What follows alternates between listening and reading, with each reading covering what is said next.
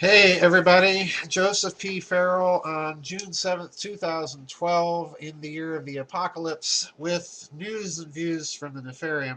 Uh, First, brief announcement and some thank yous, and then I want to get on to a very interesting article that appeared just today, in fact, in the Daily Bell, because it highlights some statements and assumptions of methodology that they use to analyze events, and I want to comment on them because I want to explain or attempt to explain why I have a slightly different approach than they do, and that many alternative researchers do, and people within the alternative media research community do. But first, the announcement. Over the next 4 weeks, I am pre-recording the news and views from the Nefarium. So those of you who subscribe on YouTube will in fact see a bunch of news and views, and then there will be a 4-week hiatus. Those of you on the website will have these videos appear during their normal Thursday scheduled slot. The reason I'm doing this, and this goes to something else I wanted to announce, is that I'm in the process of some major transitions right now, and I simply over the next month will not have time to do my normal weekly blogging. In other words, when I blog, I schedule usually 1 to 2 weeks in advance of what you're actually reading, and I usually do that during one day. This next month, for the next 4 weeks, in fact, I'm having to pre-schedule both the video and the written blogs. So I wanted to alert everybody to that, because if things seem a bit dated by the time they appear, this is because I've had to schedule blogs ahead of time. So I just wanted to alert everybody to that. And I want to thank everybody again for your memberships, for your prayers, especially your prayers, for your donations. These are tough times on all of us, and I realize that many of you make sacrifices to do this, and I am very, very grateful to you. So with that in hand, let's go to the Daily Bell. As you can see, I've kind of highlighted portions of the article that I want to read to you. This article appeared today, Thursday, June 7th, 2012. The title of the article is "The Madness of Market Euphoria." And I want to read what I've highlighted to you. Especially down here toward the bottom, you'll see a sentence which represents to me the core assumption that the Daily Bell makes in its analysis of events and what's going on. All right? So let me begin. Quote, "To argue, as many do, that the U.S. has a market economy, given the amount of regulatory interference, tax manipulations, stock market interference, and money printing, is to argue at this point the impossible. The U.S. is thoroughly in the grip of mercantilism, the process whereby a handful of powerful people manipulate government to create opportunities to advance their own self-interest. In this case, the manipulators are what we call a power elite, and the main mechanism of manipulation is the central bank. By expanding and contracting the money spigot, the powers that be can surely control the larger marketplace, especially the stock market. The elites utilize dominant social themes to reinforce central banking money power. The ultimate goal of these elites is world government, and they disseminate fear-based promotions to frighten people into giving up power and wealth to cleverly positioned globalist facilities such as the United Nations. The stock market dominant social theme is an especially powerful one. First, the modern market involves many people and much of their wealth, including retirement funds. So people have an enormous emotional investment in the marketplace as it is. In other words, in the marketplace as it's currently structured, with all of the regulatory and other types of interference in it. The elites have created the system and understand this, and use the specter of marketplace failure as a kind of bogeyman to reinforce loyalty to the current system. People are afraid to demand substantive change because they have too much to lose. Now here's that core statement.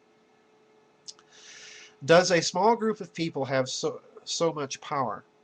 We would argue, via their apparent control of central banking, that they do.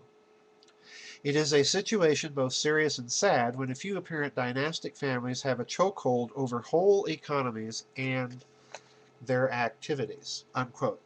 Now, I want to point out that I'm in agreement with the Daily Bell and with many other researchers within this community, in that I do believe that these various elites around the world are pressing for, that their goal is a world government, or to put it in more crass but I think more honest terms, global domination. It's the old game, conquer the world, all right, by whatever means possible. Now, the core assumption that the Daily Bell is making here is one that I think has had an enormous influence in the way that many people within the alternative research community interpret what's going on. And that assumption is that these central banking powers, it's an implicit assumption. Please let me make that clear. It's an implicit assumption. It's not ever really spelled out.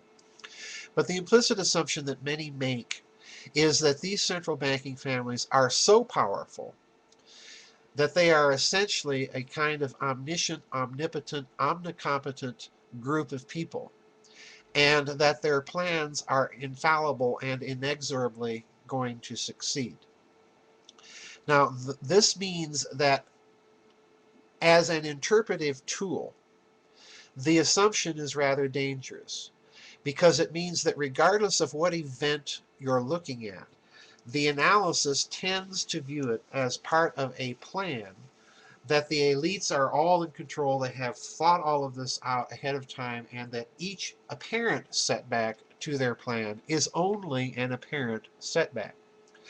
Now, that's fine and dandy, because, and it's a natural thing that would occur methodologically if you're focused solely on financial elites. But I've been arguing for some time that, in my opinion, you're seeing signs of factional infighting going on.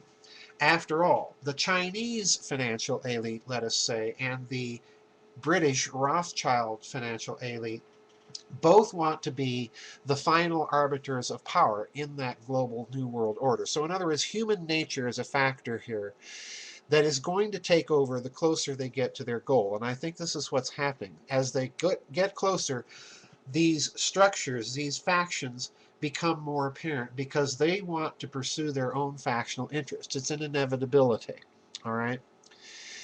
But there are other kinds of elites. There are other loci of power within this power structure. There's the military.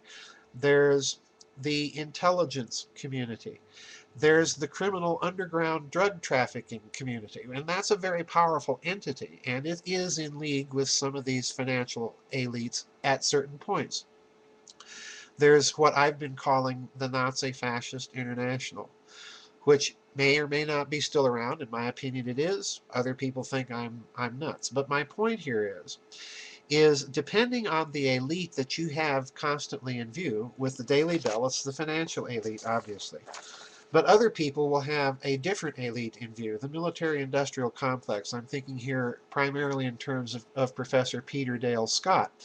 And when he approaches these same events, you get a different analysis. My point here, folks, is, and I blogged about this today in the written blog called Gaming the Alternative Media Research Community. My point here, folks, is that we need to cast as wide a possible a net. I respect the Daily Bell, but they're certainly not my only source. I respect those who argue that these financial elites are they are very powerful, and their plans are very well thought out. But they're not infallible, they're not inexorable.